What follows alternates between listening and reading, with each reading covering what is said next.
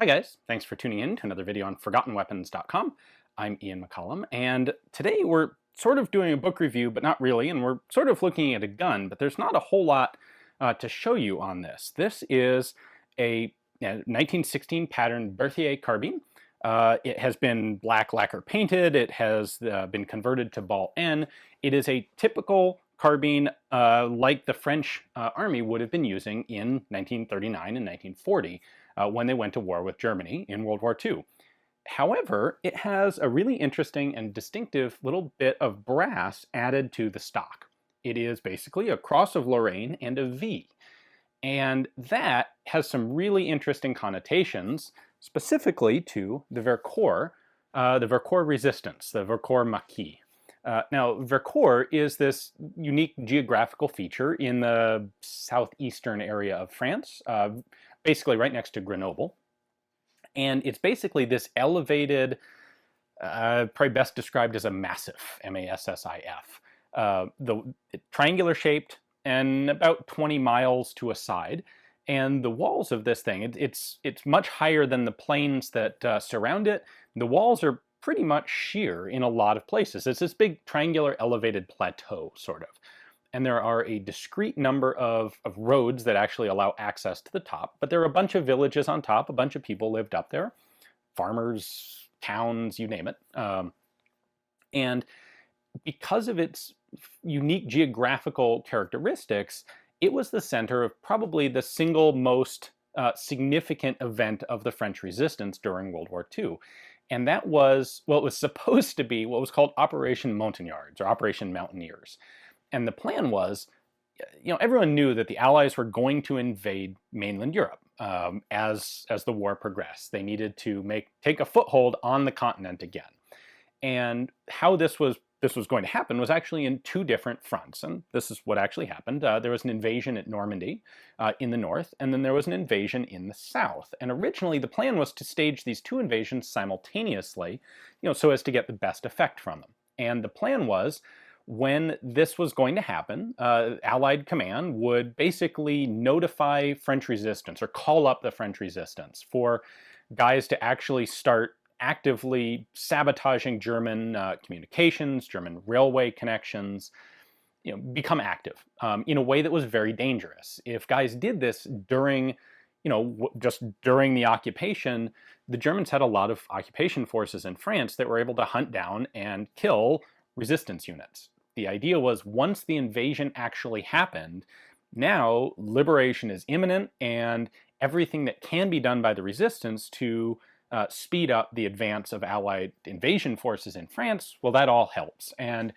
it'll only be a matter of a couple weeks, so the risk of becoming active and trackable, traceable by the Germans is much reduced, because you only have to survive for a couple weeks before the Americans and the British and the Free French forces occupy most of France. Well, this almost, and I should say, as this applies to the Vercors, the idea was actually to drop something like 4,000 Allied paratroopers onto this high plateau.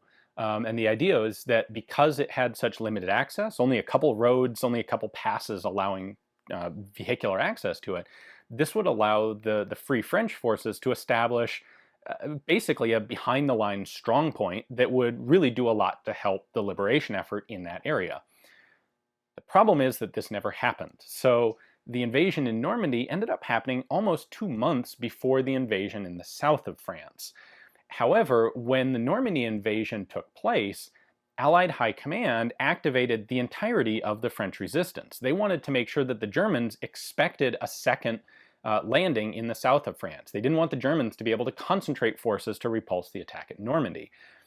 And basically, they did some calculus and decided it was worth sacrificing the half of the French resistance that would be active in that southern area.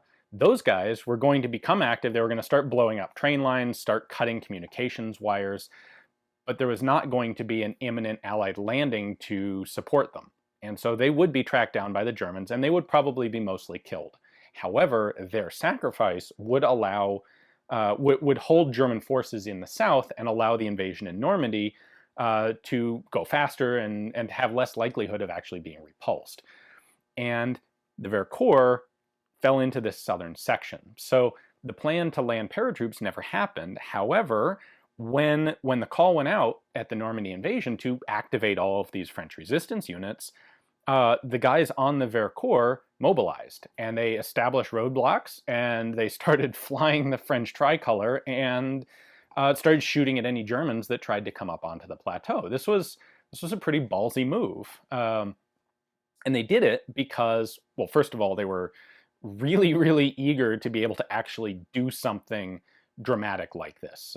Throughout the years of the German occupation, there had been actually a fair amount of friction between the military side of the resistance, the guys who had basically escaped into the woods when France signed the armistice with Germany, and the civilian side of the resistance. There were a lot of military guys who wanted to be doing, let's get out there, let's get guerrilla actions going, let's take this fight back to the Germans, versus the civilian side who were like, you know what, if you do that, they're going to come burn down all of our houses, and we need to be a little more subtle for the time being. So when the activation call went out after the invasion of Normandy, this was like, all right, gung-ho, let's do it.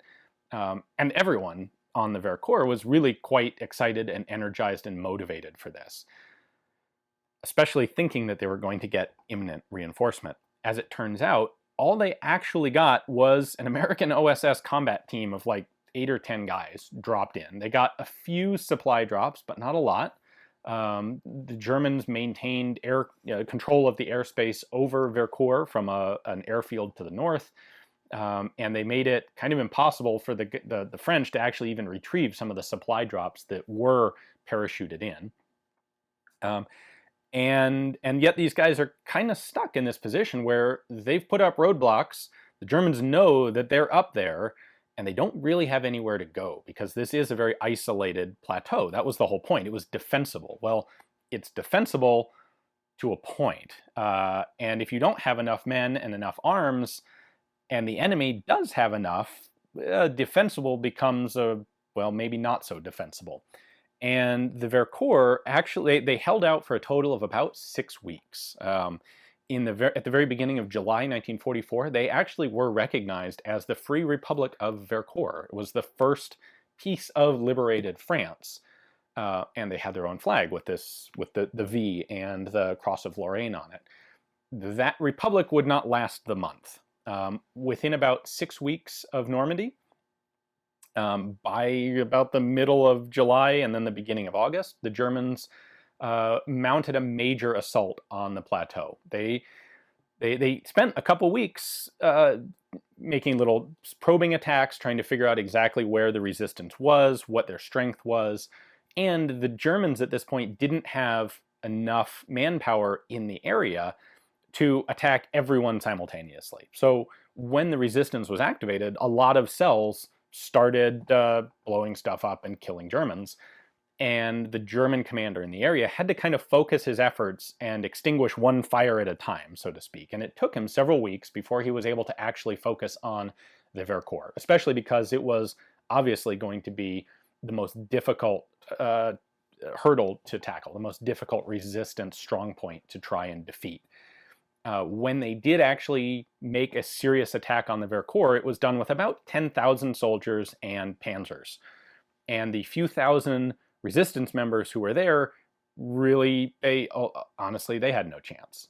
They put up a pretty heroic resistance and then were ultimately pretty much routed. A number of them did survive, basically scattering into the woods and escaping through German lines. But it was pretty much a rout at that point because, they'd set up this resistance expecting to get legitimate military reinforcement, and they never got it. So it's extremely cool for me, I think, to be able to have a rifle like this that is a direct tie to some of these guys on the Vercors. The resistance they put up really was quite heroic, given the incredibly poor state of arms and equipment that they had.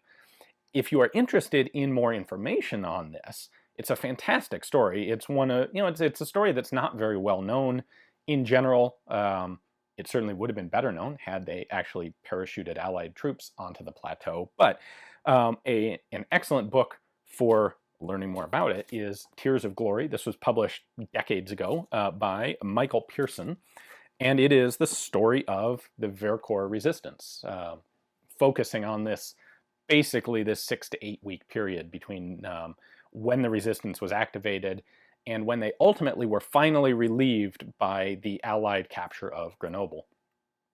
I should point out, unfortunately, while the history in this book is quite good and quite accurate, the author doesn't really know the first thing about firearms specifically, and I think almost literally every time he identifies a gun by specific name and type in the book, he gets it wrong.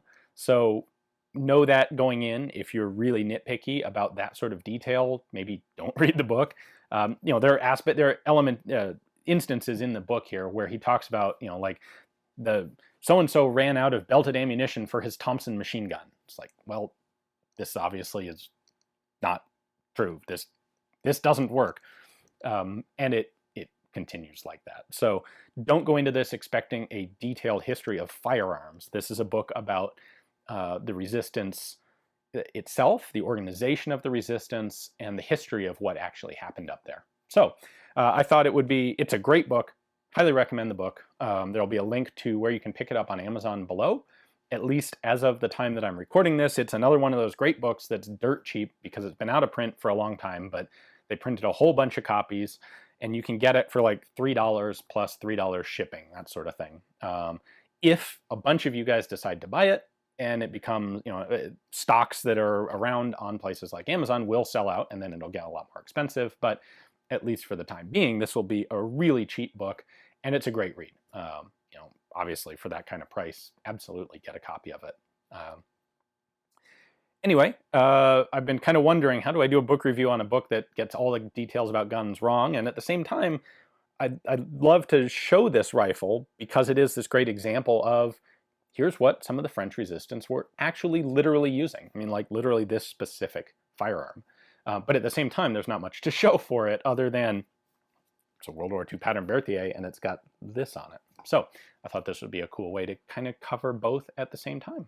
Hopefully you guys find this an interesting subject. There is a ton of information you can delve into regarding the Vercors resistance if you would like to.